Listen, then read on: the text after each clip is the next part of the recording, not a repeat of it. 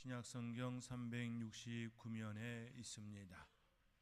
신약성경 369면에 있는 히브리서 13장 16절의 말씀, 이제 하나님의 말씀을 봉독해 드립니다. 오직 선을 행함과 서로 나누어 주기를 잊지 말라. 하나님은 이 같은 제사를 기뻐하시느니라. 아멘. 어느 날 저희 앞으로 우편물이 왔습니다. 그 안에는 두 권의 책이 들어 있었습니다. 한 권은 연수원 안내의 책자였고, 다른 한 권은 자신의 삶을 회고하면서 지금 하고 있는 일과 비전에 관한 자서전이었습니다. 그 책의 이름은 나는 왜 도전을 멈추지 않는가? 책의 저자는 스티브 김이었습니다. 한국의 이름은 김윤정입니다.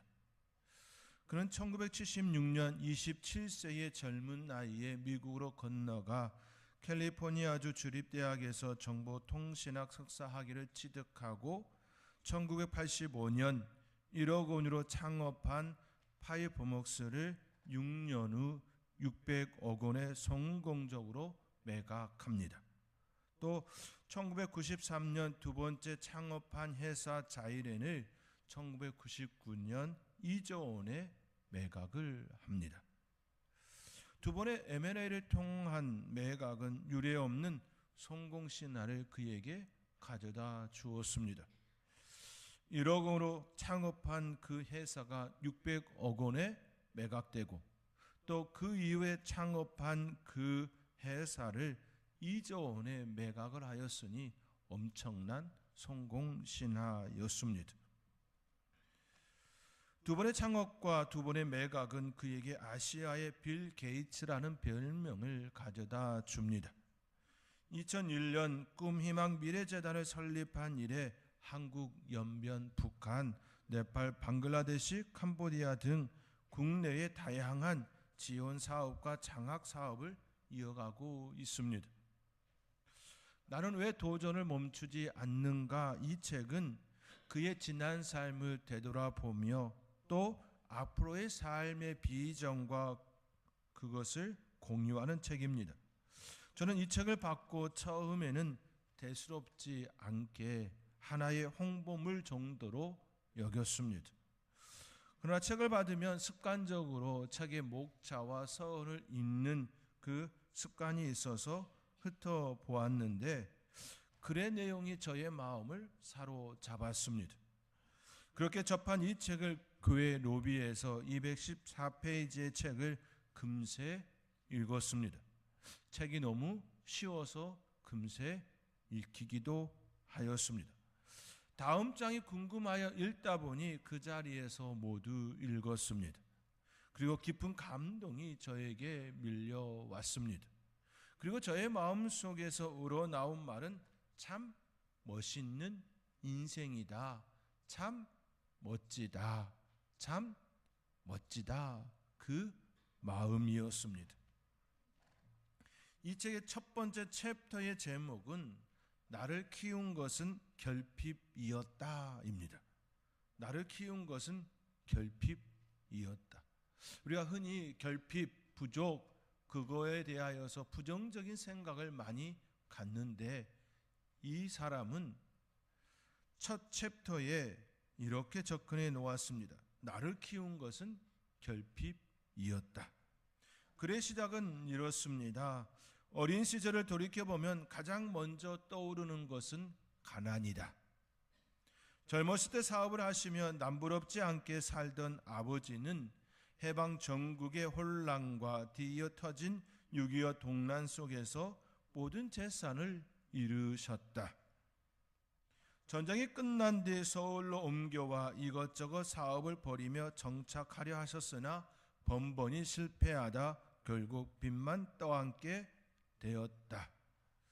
그로 인해 집안 형편은 점점 기울고 내가 11살 되던 해 북한산 자락 아래 세검정으로 이사를 했다.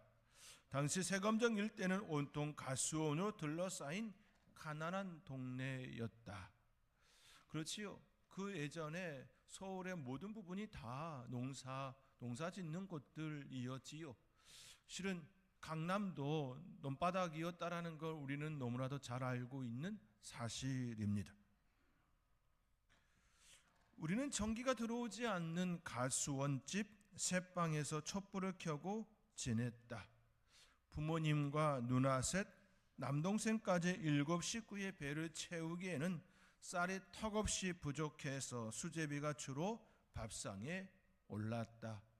그 시절을 보냈던 우리 분들은 그래서 수제비가 너무 싫다고, 보리밥도 너무 싫다고 그렇게 반응하시는 분들을 보았습니다. 저희 어머님도 보리밥은 정말 싫다 그렇게 여러 번 이야기하는 것을 저도 들었습니다. 가지고 놀 만한 변변한 장난감은 없었어도 집 밖으로 나가면 온 천지가 놀이터였다. 겨울에는 꽁꽁 언 개천에서 썰매를 타거나 얼음 낚시를 하면서 놀았고, 토끼를 잡으러 친구들과 어울려 이산저산으로 몰려 다녔다. 저도 그러고 보니 이산저산 몰려 다녔지만 토끼를 잡으려 했지만 토끼질을 잡지 못했던 그런 경험은 있습니다. 봄이 되면 가수원마다 꽃이 만발했고 앵두, 복숭아, 자두 등 과일 서리를 해서 줄임배를 채웠다. 그 당시에는 누구나 다 배고픈 그 가난의 삶이었기 때문에 서리에 대하여 그렇게 죄다 그런 생각을 하지 않고 그렇게 살았던 그 모습을 우리는 이미 알고 있지요. 우리가 해가 질 무렵까지 뛰놀았다. 먹을 것도 부족하고 가난한 어린 시절이었지만 마냥 즐거웠다. 수도나 우물도 없어서 물을 쓰려면 공동 우물까지 내려가 물지개로 길어 와야만 했는데 물지개는 박물관이나 가야 볼 수 있을 정도라 어떻게 생겼는지 모르는 사람도 많을 것 같다. 지금의 젊은 친구들은 물지개를 알까요? 아마 많이 모를 것 같습니다. 지게 양쪽 끝에 달린 양철통에 물을 가득 채워서 어깨 위로 메고 언덕을 오르락치면 한 발짝씩 뗄 때마다 물이 출렁거려 옷이 흠뻑 젖곤 했다. 그렇지요?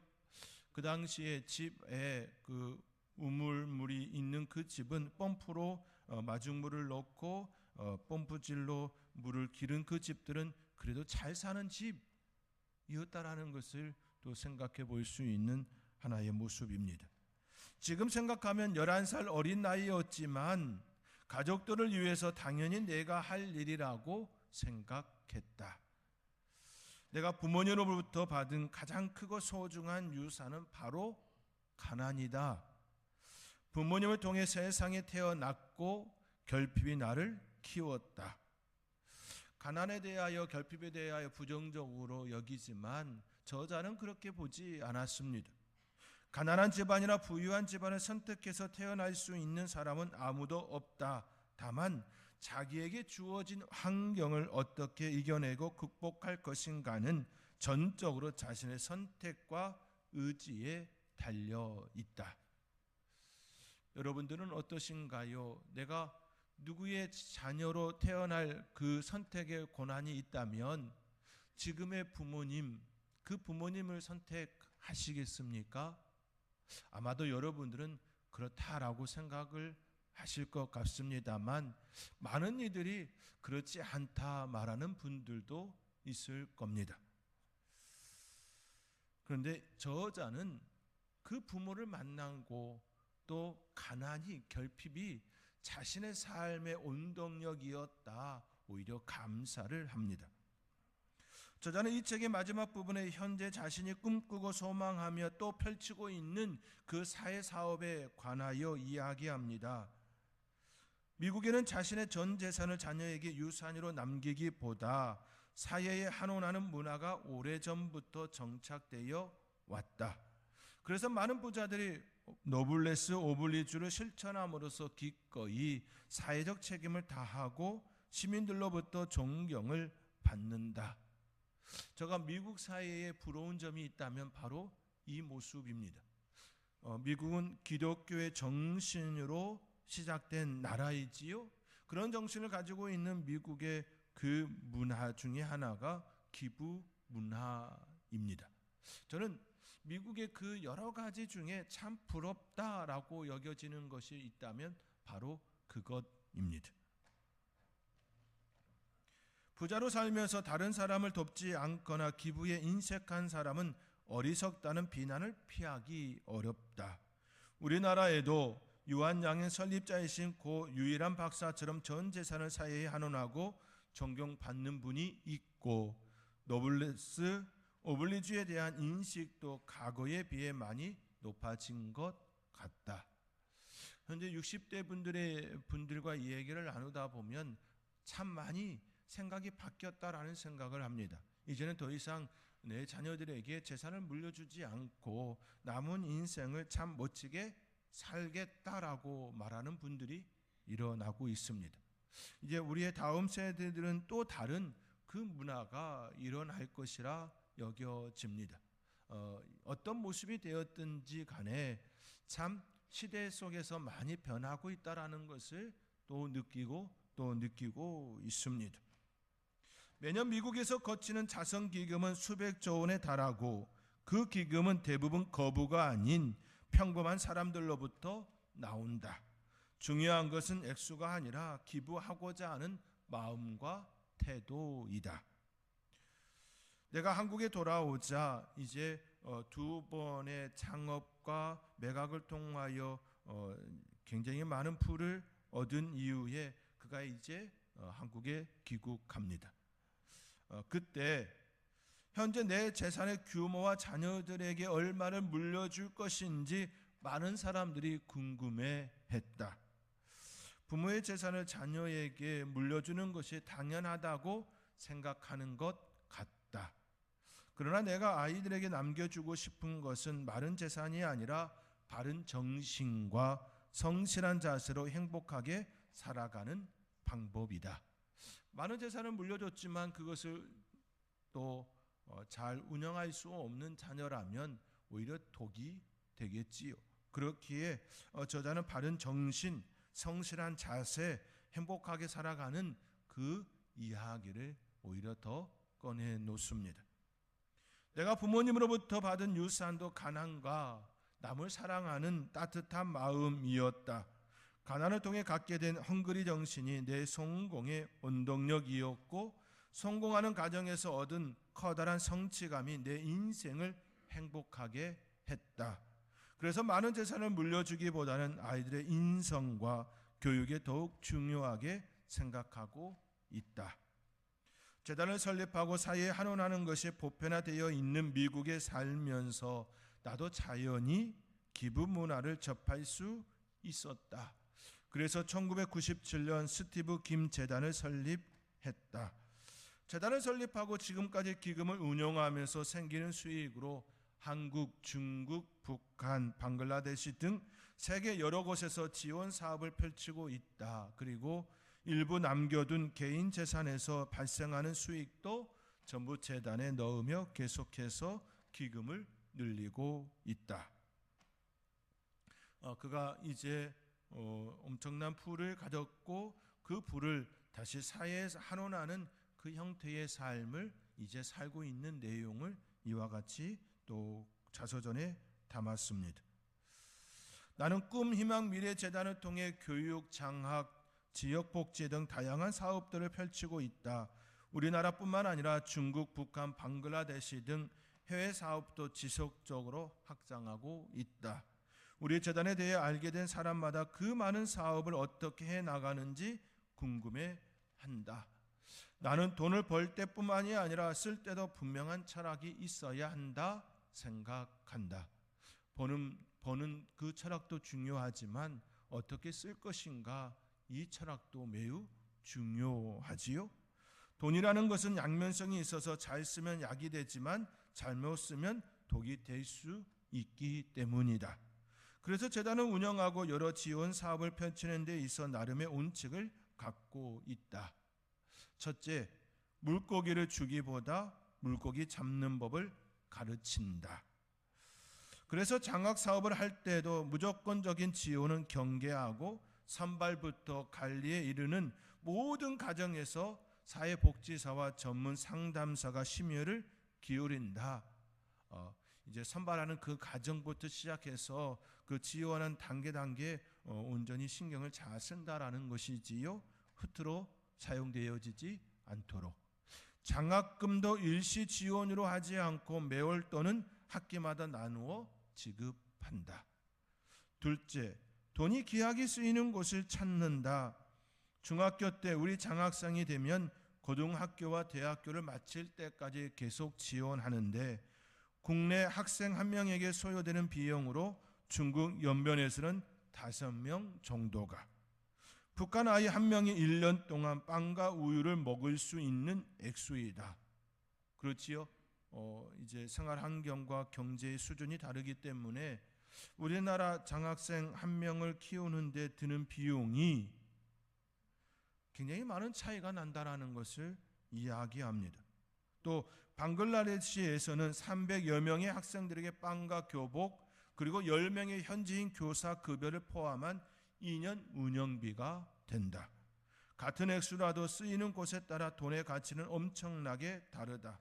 따라서 가장 귀한 쓰임새를 찾고 가장 의미 있게 쓸 수 있는지 늘 고민한다. 저희 선들교회도 캄보디아 땅의 교회 건축과 또 현지인 사역자를 양성하는 것에 대하여 마음을 갖고 있습니다. 우리나라 한 사람을 키우는 것과 그 나라 한 사람을 키우는 그 인재 양성은 같은 가치를 가지고 있지만 돈의 분량은 다르지요. 그렇기에 우리가 할 수 있는 일이 어떻게 잘 할 수 있을까?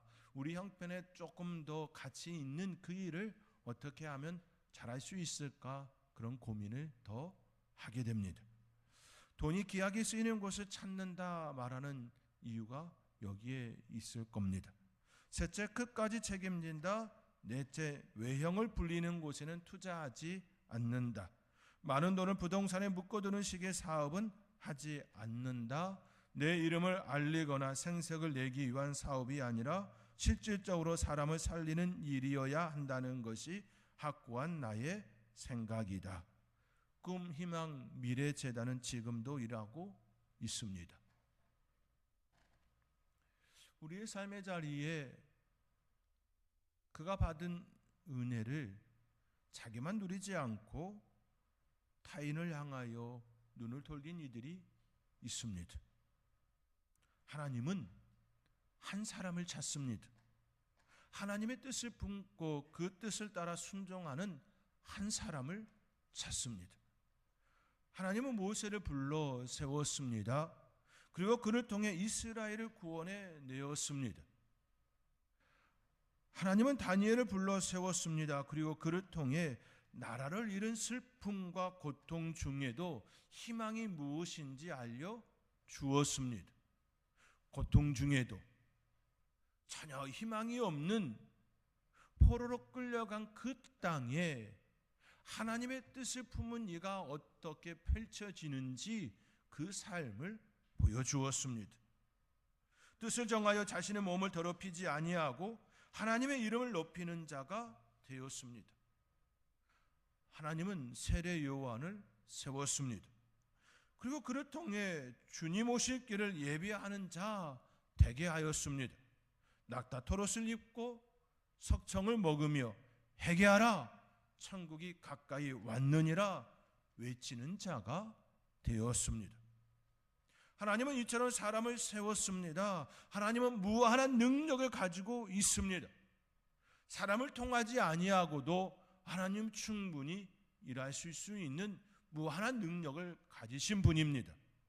그럼에도 불구하고 하나님께서는 하나님의 사람을 통하여 하나님의 일을 행하십니다. 왜냐하면 하나님께서는 사람을 통해 일하시기로 작정하셨기 때문입니다. 그것이 하나님의 뜻이기 때문입니다. 이는 창세기의 말씀으로부터 시작하여 요한계시록에 이르기까지 지속적으로 하나님의 그 뜻이 드러나 있습니다. 하나님께서는 인간을 창조하시고 그들에게 복을 주셨습니다. 생육하고 번성하여 땅에 충만하라 말씀하시며 모든 생물을 다스리라 하였습니다. 인간을 창조하시고 복을 주시고 그들에게 사명을 주셨습니다. 하나님의 일을 감당할 수 있도록 그들에게 복을 주시고 명령하셨습니다. 그리고 생명의 주가 되시는 예수 그리스도께서는 속히 오신다, 속히 오리라 말씀하시며 각 사람에게 그가 행한 대로 갚아주리라 매우 무서운 말씀도 하셨습니다. 사도 요한을 통해 주신 예언의 말씀은 요한계시록 22장 16절 이하의 말씀과 같이 나 예수는 교회들을 위하여 내 사자를 보내어 이것들을 너희에게 증언하게 하였노라. 나이는 다윗의 뿌리요 자손이니 곧 광명한 새벽별이라 하시며 오라 오라 말씀합니다. 듣는 자도 오라, 목마른 자도 오라, 원하는 자는 값없이 생명수를 받으라 말씀하셨습니다. 오라. 하나님께서는 하나님의 사람들을 통하여 오라 그 말씀을 전하는 자로 세웠습니다. 그 말씀을 들은 이들에게 이와 같이 말씀합니다. 듣는 자도 오라, 목마른 자도 오라, 원하는 자는 값없이 생명수를 받으라. 우리 교회는 매주 화요일마다 전도대가 이 지역에 나가서 복음을 외칩니다. 전도 용품을 나누면서 그 일을 행합니다. 그들이 전하는 그것은 한 가지입니다. 복음을 들으라입니다. 생명 되시는 예수 그리스도를 받으라입니다. 꼭 선돌교회 아니어도 그 예수님을 들을 수 있는 교회로 오라, 오라 그 전하는 말입니다.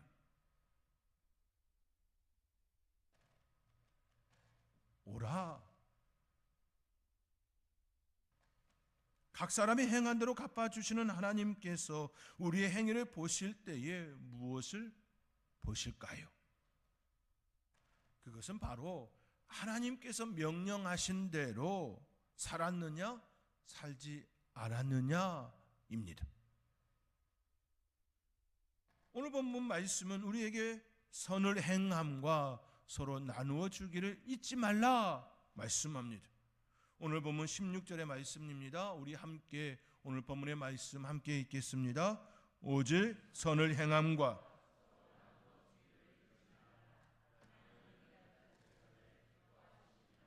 아멘. 하나님은 이 같은 제사를 기뻐하시느니라.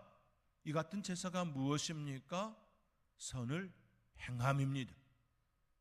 서로 나누어 주기를 잊지 않는 삶입니다.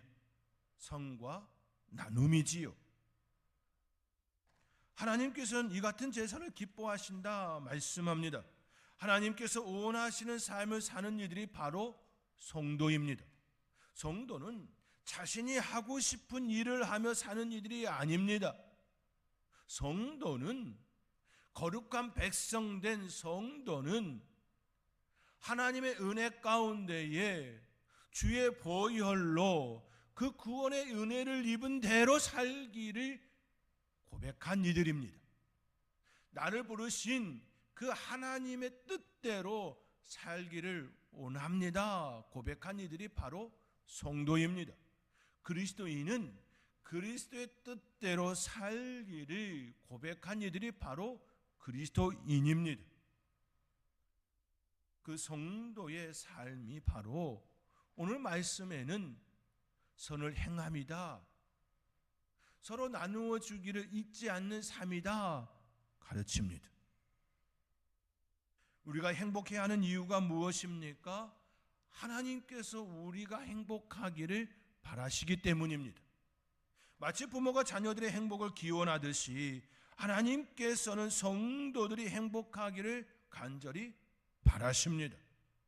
그런데 그 하나님께서 우리에게 바라시는 것이 선을 행함과 서로 나누어 주기를 기억하라. 오늘 본문에 이와 같이 말씀합니다. 우리의 삶은 철저히 동사이어야 합니다. 행함이어야 합니다. 명사로 끝나서는 아니 됩니다. 즉 개념이 선 이후에는 철저히 그 개념대로 살아야 합니다. 개념이 중요한 이유는 바른 행동을 하기 위해서입니다. 그런데 개념만 서고 행함이 없다면 그 개념은 아무런 힘도 능력도 영향력도 없습니다. 바른 신학이 먼저 세워져야 하지요. 바른 신학이 세워지지 않으면 바른 삶을 살아낼 수가 없습니다. 하나님께서 원하시는 그 삶을 살아낼 수가 없습니다. 그렇기에 신학이 우리 안에 먼저 세워져야 합니다. 개념이 우리 안에 먼저 바르게 세워져야 합니다. 그리고 그 개념대로 사는 삶이 되어야 합니다. 행함이 없는 믿음은 죽은 믿음이라 말씀합니다. 믿음에 대하여 알았지만 그 믿음이 내 삶의 자리에 일어나지 않으면 그 믿음은 알고 있는 것 같지만 죽은 암입니다. 우리의 삶은 철저히 행함이어야 합니다. 하나님께서는 인애를 원하고 제사를 원하지 아니하며 번제보다 하나님을 아는 것을 원한다 말씀하셨습니다. 이스라엘은 아담처럼 언약을 어긴 자들이 되었다 말합니다. 하나님께서 원하시는 삶은 계명대로 사는 삶, 하나님의 뜻대로 사는 삶, 예수 그리스도의 그 삶과 같이 내어지고 헌신하고 남을 위하여 사는 그 삶, 섬김의 삶을 말씀합니다. 그렇게 되기 위해서는 먼저 내 안에 하나님의 말씀이 들어와야 합니다. 하나님의 뜻이 내 안에 온전히 잘 세워져야 합니다. 그리고 그 뜻대로 내 삶의 자리에 펼쳐져야 합니다. 하나님께서는 고아와 과부를 돌보신다 말씀합니다. 소외되고 가난하고 억울한 이들의 호소를 외면하지 않으신 분이 바로 우리의 하나님이십니다. 예수님께서도 기도를 가르치실 때에 가하부의 간청을 가하부를 비유로 사용하셨습니다. 여러 다양한 사람들이 있음에도 불구하고 가하부를 비유로 소재로 사용하셨습니다. 그만큼 하나님의 시선이, 우리 예수 그리스도의 시선이 그 가난한 자, 어렵고 힘든 사회적 약자들에게 있음을 우리가 볼 수 있습니다. 어느 도시에 가부가 있습니다. 그는 억울한 일을 당했습니다. 그런데 그 도시에는 하나님을 두려워하지 않는 한 재판장이 있습니다. 재판장이 찾아가 자기의 억울함을 풀어달라 가부는 요청합니다. 여러 날 재판장을 찾아가고 또 찾아가도 그 재판장은 그 가부를 무시할 뿐이었습니다. 그럼에도 불구하고 그 가부는 그만 할 만도 한데 무시하고 천대하고 받아들이지 않는 그 재판장에게 그만 가지 않을 만도 한데 그만두지를 않습니다. 매일 그 재판장을 찾아가고 또 찾아갑니다. 재판장은 생각합니다. 내가 가부의 원한을 풀어주지 않으면 늘 와서 나를 괴롭히리라 생각하고 그의 억울함을 풀어주었습니다. 이처럼 예수님께서는 가부의 간청을 비유로 기도를 가르치셨습니다. 여러 소재가 있음에도 불구하고 연약한 그 여인, 그 가부를 비유로 사용하셨습니다. 예수님께서 가부를 비유로 사용하신 이유는 그만큼 하나님의 시선이 힘들고 어려운 자들에게 가 있음을 의미합니다. 그러한 그들을 향하여 우리의 선한 행위가 일어난다면 하나님께서 얼마나 기뻐하실까요? 잠언 3장 27절 말씀에서도 내 손이 선을 베풀 힘이 있거든 마땅히 받을 자에게 베풀기를 아끼지 말라 말씀합니다. 잠언 28장 27절의 말씀에서도 가난한 자를 구제하는 자는 궁핍하지 아니하려니와 못본치 하는 자에게는 저주가 크리라. 사랑하는 성도 여러분, 서두에 말씀드린 스티브 김처럼 자신의 전 재산을 사회에 기부할 수는 없지만 작은 선은 행할 수 있습니다. 그것이 하나님께서 바라시고 원하시는 삶이기 때문입니다. 하나님의 말씀이 내 안에 들어왔다면 우리의 삶은 그 말씀대로 선을 행함과 서로 나누어 주기를 잊지 않는 그 삶이어야 합니다. 특별히 사순절을 보내는 저와 여러분의 그 삶의 자리가 자신의 모든 것을 내어주고 십자가에서 우리를 구원하신 그 은혜와 같이 우리의 삶은 그 주님을 닮는 삶, 선한 그 모습이 있는, 나눔이 있는 그 아름다운 삶, 하나님의 사람으로 하나님의 뜻을 이루는 그런 복된 하나님의 사람들이 될 수 있기를 주님의 이름으로 축원드립니다. 기도하겠습니다. 오직 선을 행함과 서로 나누어 주기를 잊지 말라. 하나님은 이 같은 제사를 기뻐하시느니라. 하나님, 우리의 삶의 자리에 살아있는 예배 그 모습 되기를 원합니다. 나누어 주고 선을 행하는 그 모습이 오직 예수 그리스도를 닮는 그 모습 가운데 있게 하여 주시옵소서. 이 모든 것 감사하옵고 예수님의 이름으로 기도하옵나이다. 아멘.